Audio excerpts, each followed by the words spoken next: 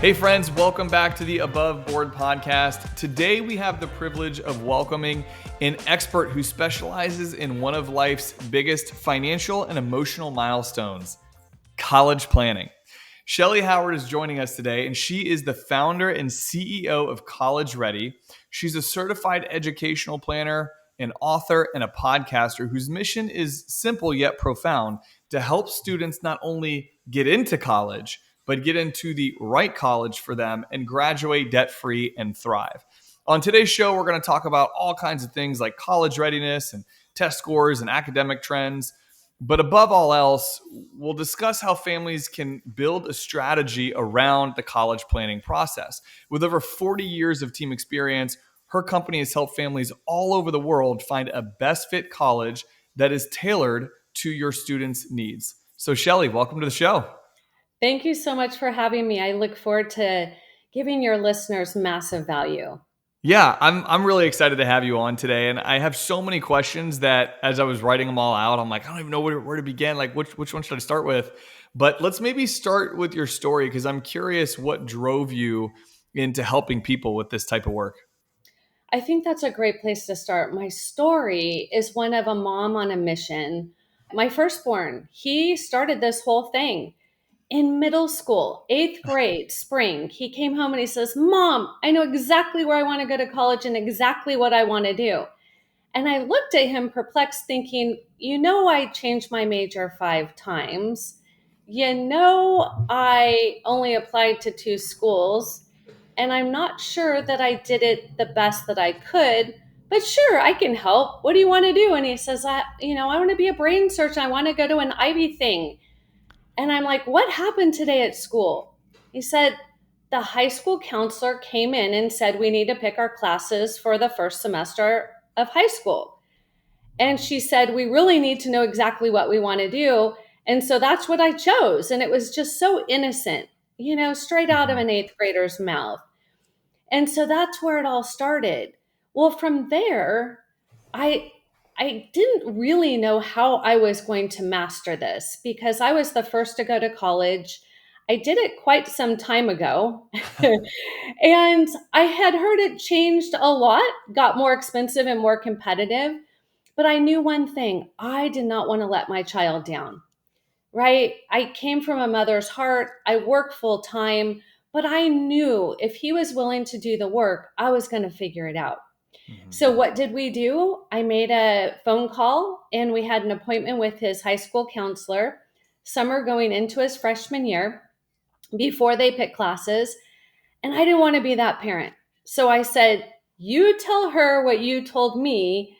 And he said very simply, I want to go to an Ivy League school and I want to be a brain surgeon. And I'll never forget the look. She said, why would you waste your time and money? They don't make money anymore. And the look on his face was just discouragement, actually frustration. And for me, it was like, how dare you squash his dream?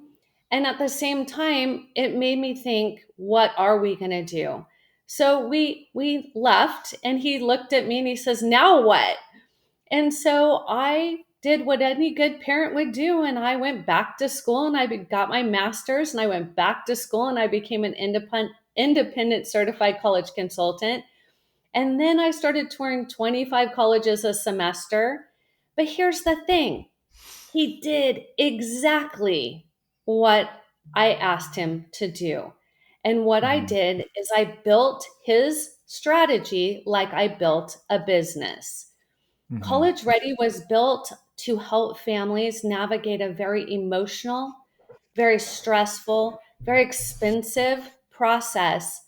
And when my son graduated from Harvard debt free, he and I had a bet. And I don't often talk about this bet because it is kind of embarrassing. But he said to me, Mom, if he had an if I make it through Harvard and if I graduate without debt, will you write a book to help other people do this?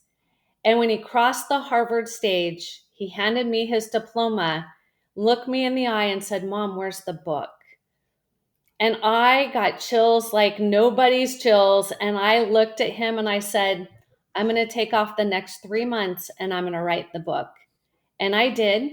And it was a bestseller in 24 hours. It's called How to Send Your Student to College Without Losing Your Mind or Your Money. And that's what I'm hoping to share with your listeners. Oh, Shelly, that's amazing. I'm so glad that we started with that. I hadn't heard that story before. And I got to tell you, it was funny because you were like, I did what any good parent would do. And I went back to school. I got my master's. I started a company. I'm like, I'm a good parent, I think. At least I like to think about myself. And I'm like, I wouldn't do that. That was exceptional. And I think it's really what I love about that story is like that became your calling.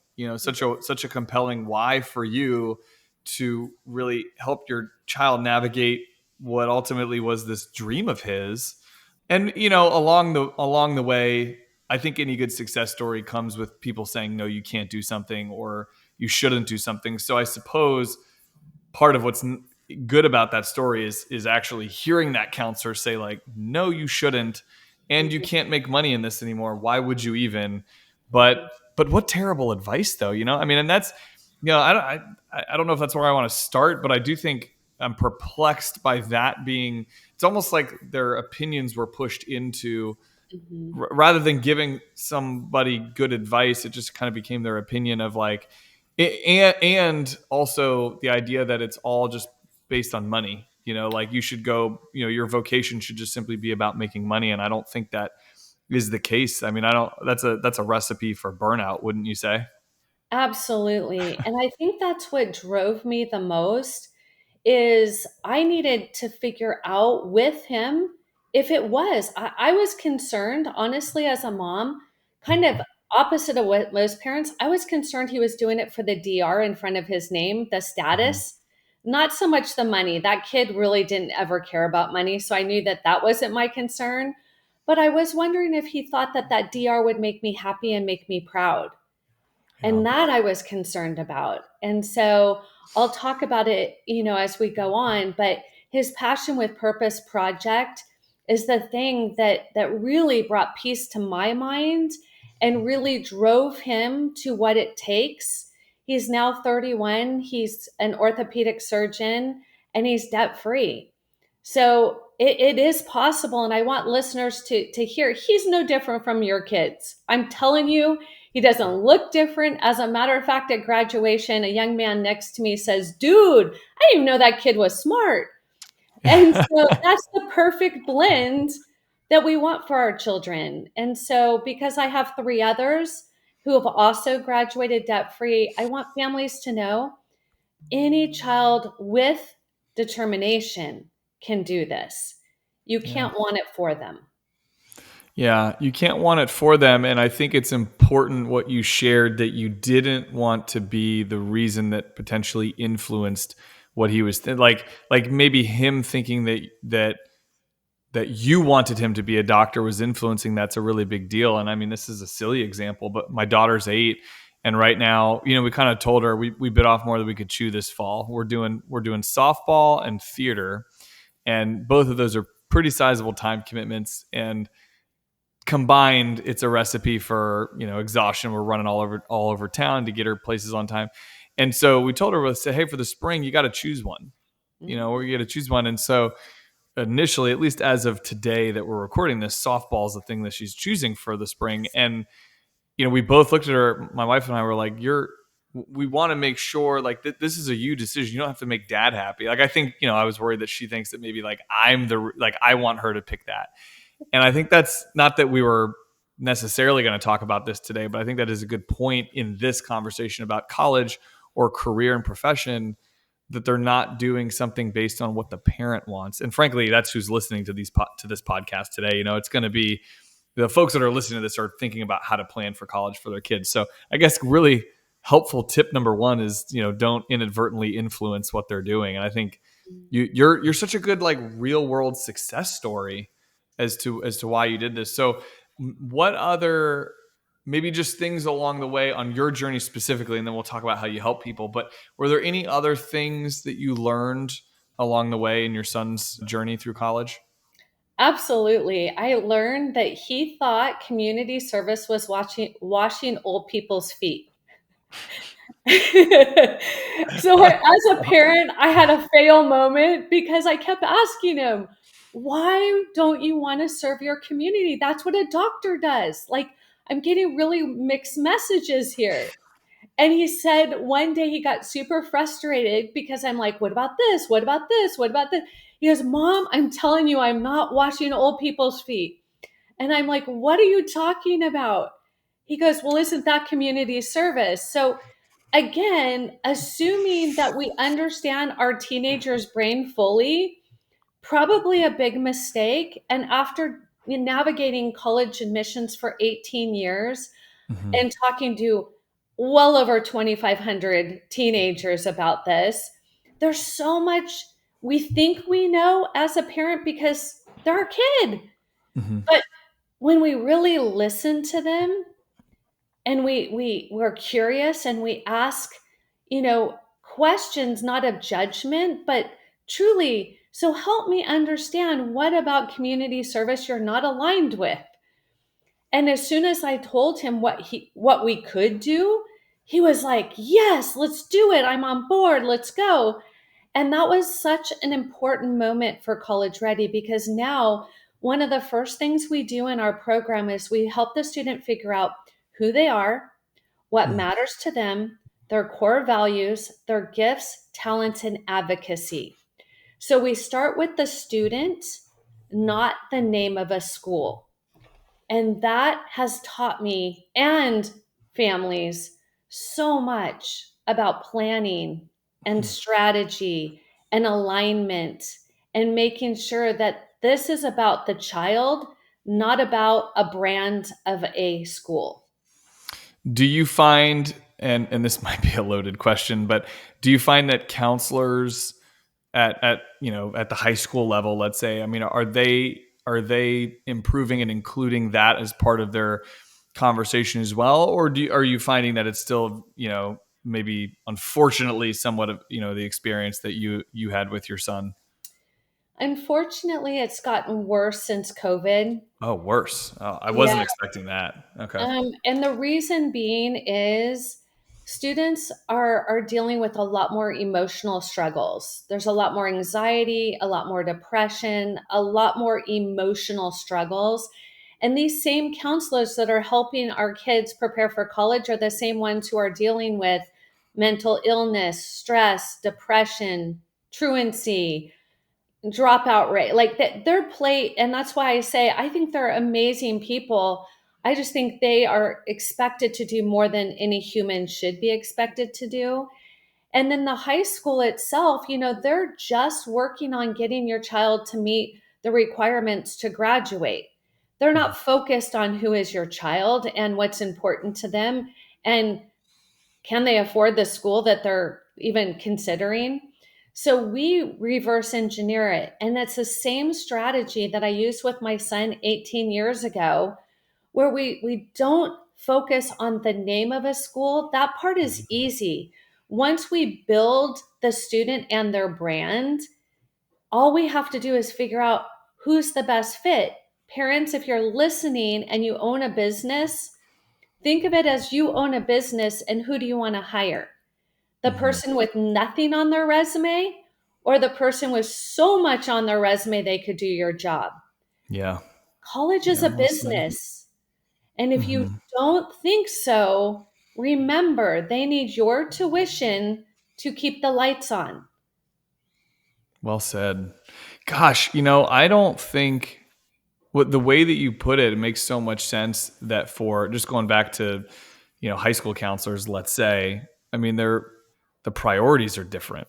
The priorities are dealing with there's only so many things you can deal with, and some of those of what you discussed, whether it's psychological issues or emotional things that kids are going. I mean, that is a bigger priority than what are we going to be doing in college, and so the priority shifts since COVID. That makes a lot of sense, Yeah. and I mean And that's social media. Sorry to cut you off, but oh social media right, is the other culprit, right? These kids are seeing everybody's best day and they think their life is less than. sure.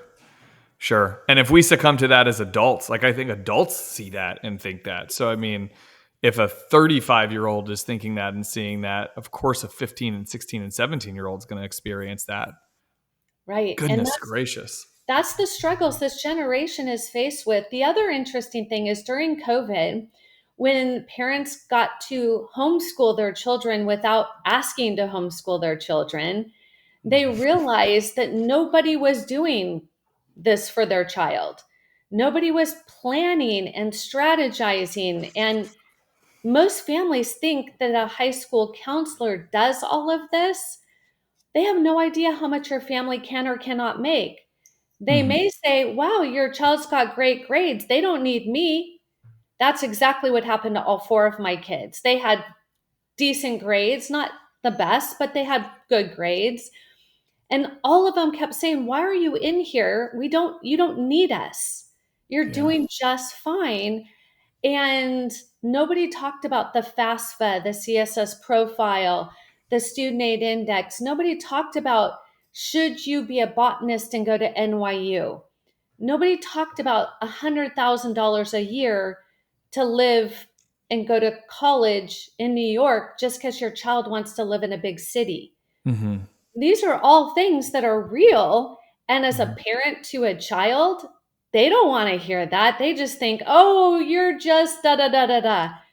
But when I say it, they're like, oh, wow. So that career is only going to make me that much money and I'm going to go in this much debt.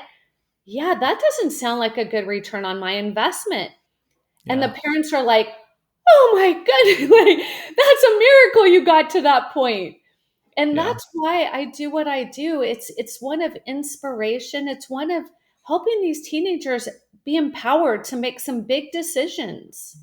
It creates a healthy level of awareness for them too, so that, they're, I mean, I don't know. I'm thinking back to my own, like when I was in high school and going through college, and I didn't have a whole lot of direction at the time. It was like, I'll go to a community college here.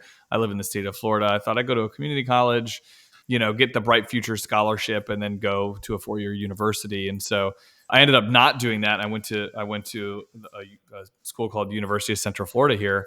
But even then, it was like, what major? I didn't have that type of direction, and you learn a lot of things along the way, which I think is good. But I think you just having these intentional conversations with students and with their, and parents too, it maybe helps them fast track that awareness, that learning, so that we're not just constantly learning by mistake, or by mistakes that we make, and then having to backtrack and, oh, you know what, I thought this was going to be my major, but now I need to switch, and now I got to take a whole new set of classes because it's almost like a sunk cost at that point. I've invested all this time and money into these, and energy into these classes, but now they don't apply. So what can maybe parents and counselors be doing to help students with whether that's the application strategy itself, or maybe some of those talk tracks or conversations that you're having with students? What can parents be thinking about in that regard? So, the first place I like to start is with the misconceptions Mm-hmm. because people think they know, but they don't really know. And Mm-hmm. sometimes it's hard to hear. And I say this very gently and kindly, parents. And because I was in your shoes, literally, I've done this 4 times for my own. The first thing is thinking that your child is the most amazing individual there is. And I did all four of them. It wasn't just my first. They all had their gifts and their talents. Really, instead of doing that, think about how can you help strengthen and highlight those skills so they can step into it. I'll give you an example. So a student who is good at maybe Legos, a child who's good at Legos, their brain is very methodical, they build, the structures are detailed. You're thinking, oh my gosh, they're going to be an engineer, right? Immediately you go to that. And then all of a sudden they don't do well in math. And you're like, oh my gosh, now what are we going to do with this kid? And the whole dream is gone. Instead, I highly suggest that you help them to try, as you're doing with your daughter, very unique and diverse things. Things that they maybe not, they don't even know if they're good at. It's like Softball is a great example. You hand a child a ball, a bat, and a glove, and you say, go win. And they look at you like, what? Like, are you not going to coach me? Like, are we going to like practice? But with college, you're doing the same thing to your teenager. You're saying, we're going to go do this thing. And by we, I mean you. And I want you to be really good at it and get into a great college and know your career and know your path. And they're going, whoa, whoa, whoa. I don't even know the rules to this game. So I like families to back up and really focus on how do we help the child be a great adult? Just simply a great adult. Because guess what? It's all the same skills. It's all the same stuff. We just want them to be a great adult. What does that look like?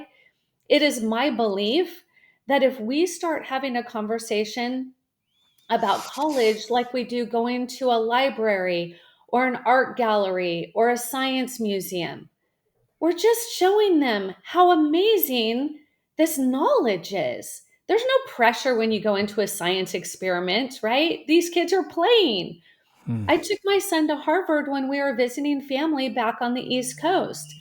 And I said, hey, I heard this really cool college campus and I've always wanted to see it. And he's like, oh, yeah, that sounds great. And we walked on and he was like, wow. And then we walked into the dining commons and he's like, Mom, it's like Harry Potter. This is so cool. I didn't have to say, you're going to Harvard. I didn't have to push. I didn't have to encourage. He found his why. And his why drove him to the A's, to the test scores, to the leadership. I never had to push him. I had to pull him back a lot because he always was like, I want to do this, I want to do that. But I didn't have to, force him like chores. So parents, if you can start early, and the step one is put your cell phone in a book. Don't let your child see you 24/7 on your cell phone because guess what they want to do? They want to be on your cell phone. We need to teach them intellectual curiosity. We need to teach them the joy of reading and building your vocabulary. Vocabulary is on the SAT and ACT. It's not going to be ChatGPT. So we need to be careful that we don't forget that their mind is still developing. And it's monkey see, monkey do. I hate to call parents a monkey, but that's what we're showing them. Yeah. We really need to. I started very young with putting my phone in a magazine during bath time. I was sitting right near the tub. They thought I was looking at my magazine, reading. They had no idea I was working on my cell phone. So that's the place to start. When it really matters is when they're in middle school. We start working with students on college planning in 7th and 8th grade, and people are like, no way. I didn't do it till my senior year in high school. And I'm like, That was me. That was me. yeah, my kids call those the cavewoman days. Yeah. Right. And so I have to be honest and say, we're not talking about college in 7th and 8th grade. We're talking about what are you going to lead? What are your strengths? Who do you want to serve in your community? What kind of person do you want to be? I often talk about the millionaire game, and if we have time, I can go into it. But think about if you gave your kids $1 million, how would they spend it? You'll learn very quickly what they think is valuable. And that is so important. Are they asking to buy a book? Are they asking to buy, clothes or gaming or whatever that is? No judgment ever. And that's why I love teenagers, because I'm a no judgment adult. But I do think they don't know what we know. And it's our responsibility to show them and encourage them and inspire them to be the best them they can be. And guess what? College is a stepping stone. It's not the end game. You don't graduate and you're like, yep, I made it. It's like game on. Now it's like your first job, your internships. It's, you don't want to go into debt and then marry debt. Now you're double debted. Like these things are real. And Yeah. that's what I want families to know is it starts very early, but it's not, do you want to go to UCLA or do you want to go to Yale? It's not that kind of conversation.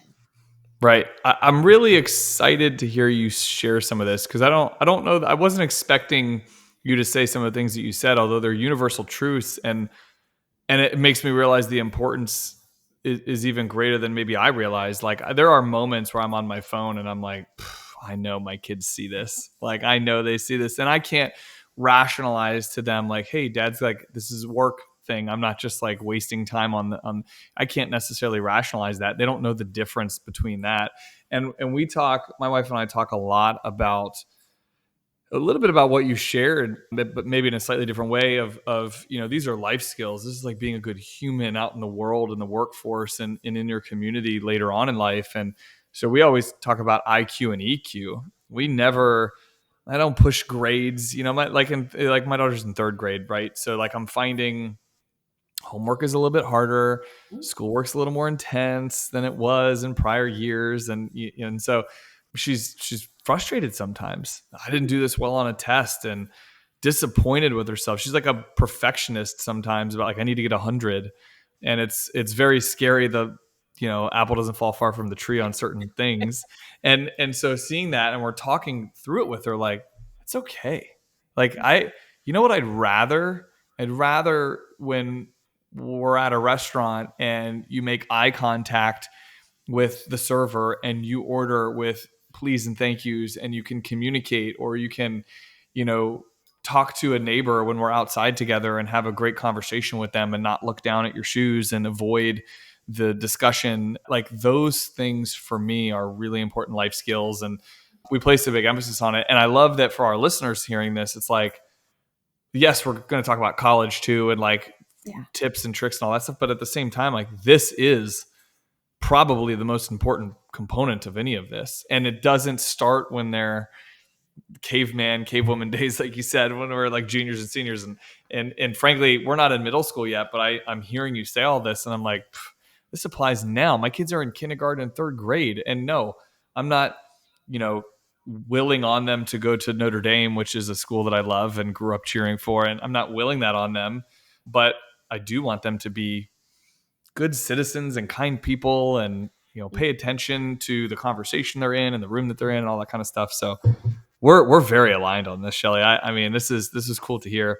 And you mentioned a couple times like the burden of debt, and finances obviously play a big part of this. That's like my, joy and world is talking with people about like, how to have financial freedom in your life and what your version of financial success looks like. But can we talk a little bit about, what I guess not so much like merit scholarships and that type of thing, but what I guess maybe where do you start when it comes to the financial planning part of the conversation? Because I always tell people like too early is never too early. I mean, when they're babies, we should be funding things like 529 plans. But I'm curious what you say in that regard. So again, I think you're going to be surprised by my answer. The place you're going to start with is your child. Your Mm-hmm. child is the money maker. The better they are at knowing who are you, wins them scholarships, wins them acceptances, wins them the big money. Yes, I'll talk about getting your financial house in order. I do want to do that, but I can feel your listeners saying, but wait, what does that mean? So the number one thing is their GPA. The GPA is their first step through the door to any Mm-hmm. institution. But you shouldn't apply to a school if your student is not qualified. They will not get a dime. Mm. So I want you to think about this. The dream school is, yes, if they get into the dream school, that is an accomplishment in itself.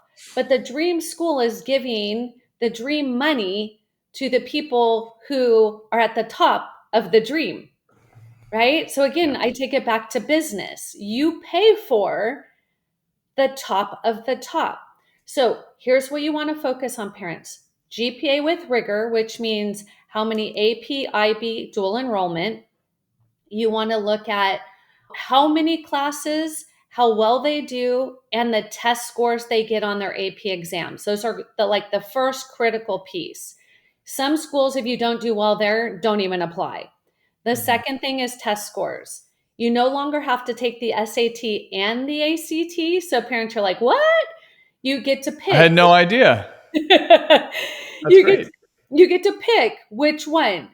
Colleges do not care. There's no weighted to the ACT. It used to be East Coasted one, West Coasted the other. It doesn't work like that anymore. So we put together a unique test strategy where the student, it's all based on them. Here's an example. In testing, if a student has finished Algebra 2 their freshman year, they can take the SAT, pass it, and be done with it, or ACT. They do not have to wait until their junior year. So if you have a child who is not average, do not follow the average plan. Every student needs their own standout strategy, and that's where most people get lost, because here's where the money comes, right? The PSAT their junior year, they can earn a full ride education. Full paid. Wow. Okay. So we have them take it their freshman year. That's like training wheels. And then we have them take it their sophomore year. You take off the training wheels. They're a little squirrely. The junior year is the money round. The money round is where they're introduced into the world of college based on how they test. So this is number 2, GPA, merit scholarships, testing, scholarships. Third one, community service or passion with a purpose. Don't just have them sign up and show up and put in their time.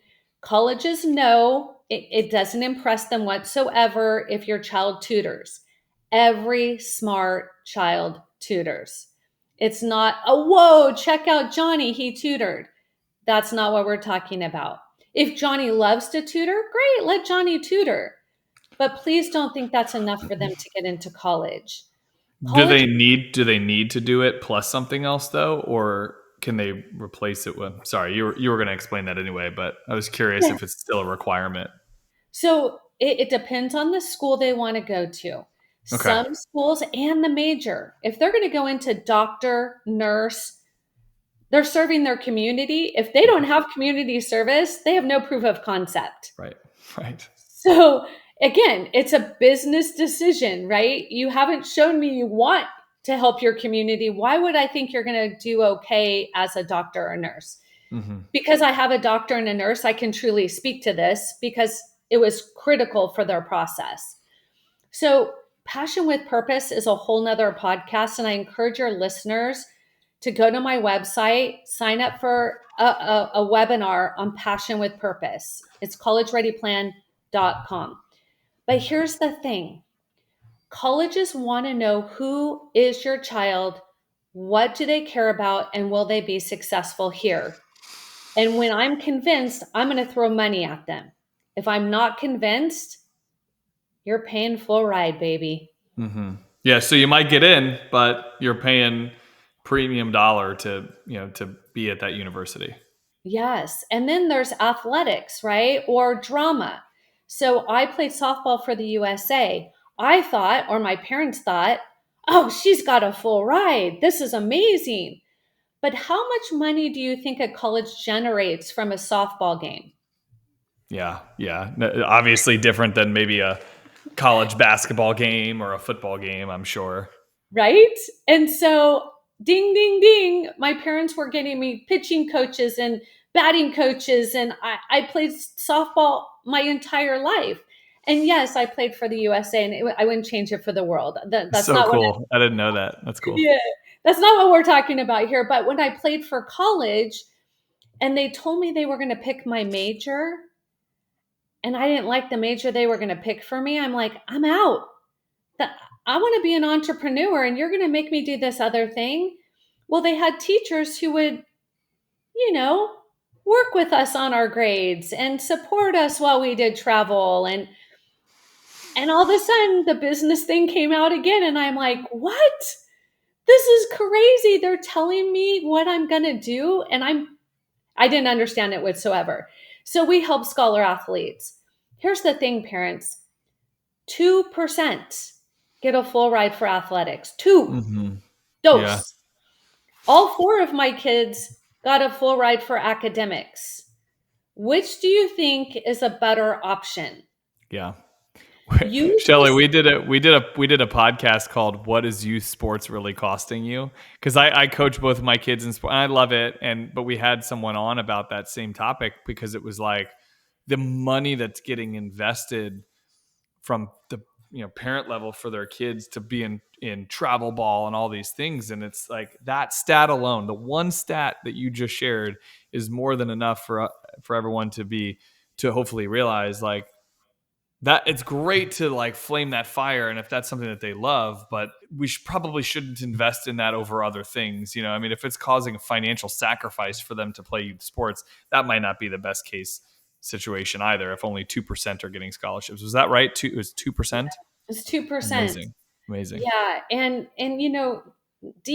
things are changing because now you can pay college athletes, right? So that's kind of filling the gap a little bit more than it used to, but it still comes down to a business. If they're not generating money off your sport, there's no money to give your sport. It's not that they just share it with everybody. So I have students that I've gotten for bowling, for ice skating, for horseback riding, I mean, you name it, I've helped students do it. Use the sport to balance the child. Use the sport to balance. It teaches them leadership. It teaches them collaboration. It teaches them teamwork. Remember those things we want them adult, right? That's the beauty of the sport. My son played soccer all the way through high school. He played in Europe. We thought that was going to be his passion. He got injured his final game, busted his nose. He never played again. He walked on to Harvard's rowing team and made the team because he was an athlete and he knew how to be part of a team. These are the things that I like parents to understand because that equals dollars. Right. Right? I'm getting there. But I didn't want to just jump into, okay, there's buckets of money and here's where we go to get it. And you can read about that all day long, parents. Yeah. This is strategy. This is the inside secrets that nobody talks about. And I want your listeners to know. Yeah, I really appreciate you sharing that because you're right. I mean, like to me, it's almost like the block and tackle stuff, like 529 plan versus, UTMA versus this or prepaid or whatever. And that stuff I'm happy to talk about. It's part of my, being a CFP, like I know that world. But what you're sharing is so much deeper as far as what's actually going to matter. And I like those 3 things. So it was GPA with rigor, it was test scoring, and then the third one was community service. Or with passion. With passion, right? Mm-hmm. And then 4, I'm not done yet. Yeah. Sorry, keep going. Extracurriculars, that's where the sports come in. Okay. They want them to do it consistently because on the application it says how many hours per week, how many weeks per year, and how many years have you done it and have you led it. So they're not looking for the popcorn. I tried this, I quit. I tried this, I quit. I tried this. No, do not let your child do that. Get it all out of their system before they start their freshman year in high school. So that's an important piece. And also drama and playing an instrument, being part of the band. Like all of this is extracurriculars. On the Common App, there are 10 spots for activities, honors, and awards. On the University of California, there are 20. Okay, interesting. So I guess that maybe brings me to my next question as I was thinking through this is, because when we're talking about this, are we talking about universities specifically for these scholarships, or are we referring to maybe some, more government-based types of financial aid that's out there? Because there's a lot of, like when you look it up, it's pretty overwhelming as far as like, merit-based versus non-merit-based and all these different things. So are we kind of talking about this like, is that what we're talking about, or is there specific tranches that would help the listeners kind of better understand, or me, I guess, better understand all the different buckets of money that's available? So there's the bucket of need based. These are the families that make under a certain dollar amount. Okay. Mm-hmm. That typically is somebody who will need a full ride to go to college, or that they're going to need substantial scholarships. Then there's the merit based. This is the one which I'm speaking of all of the ways your child shows not just academic merit, but athletic merit or leadership merit or service merit, or these are all merit buckets of money. Okay. Mm-hmm. This is the big money. Then there's the institutional bucket of money. That's the colleges give this to students who they want to pull from another school. An example, my son got a full ride to USC. He got the presidential scholarship. One went out. Harvard matched it. I love that. You've shared that analogy with me before, or that example, and I loved that because it was, I think if I recall, it was Harvard doesn't give scholarships. They don't put it on their website that they give it any other than need. Right. Okay. And so families But they matched. And you can financially negotiate. So say you apply to 12 schools, you get into 7, you can bounce these schools off each other and say, well, hey, school A gave me 35 grand a year. What are you giving me? And they're like, wow, you're pretty impressive. I think I can increase that a little bit. And so it's like buying a home or a car, families. Would you go up to a home, pull out the flyer and go, yeah, I think I'll pay that? No, of course you would not. You're going to negotiate. Why don't you do it for college? Better yet, you're going to probably do it with a broker or a realtor, like a professional that's going to help you do it. And I think the same thing can be said for college. Like, why would you go at this alone if and when there's resources out there like you, Shelly, who can help people navigate all of these things? And, by the way, you don't do just that. I mean, just in the span of this conversation, I'm like kind of floored at like how you bring this conversation from start to, I'm sure there's a very specific sequence of things that happen in order to get to this point, but it's just, I mean, you're a wealth of knowledge, and it would be impossible for any one person to know all of this stuff. Like, yeah, you can go on YouTube and learn things. Same thing in my world. Like anything I can do, you can go and research, but it's the combination and collection of all the things and then bringing that together for this individual plan that I think makes it unique. And I think that that's clearly what you do as a resource for families. It's incredible. And speaking of that, for your listeners, I would like to give them a very important thing. It's called their Student Aid Index. It is a calculation in which colleges will tell you how much they think you can pay. I've never had a family go, yes, Shelly, I'm happy to pay that amount. That is genius. Sign me up. But we have to start there because I can then show you which assets the FAFSA looks at and which assets the FAFSA doesn't look at.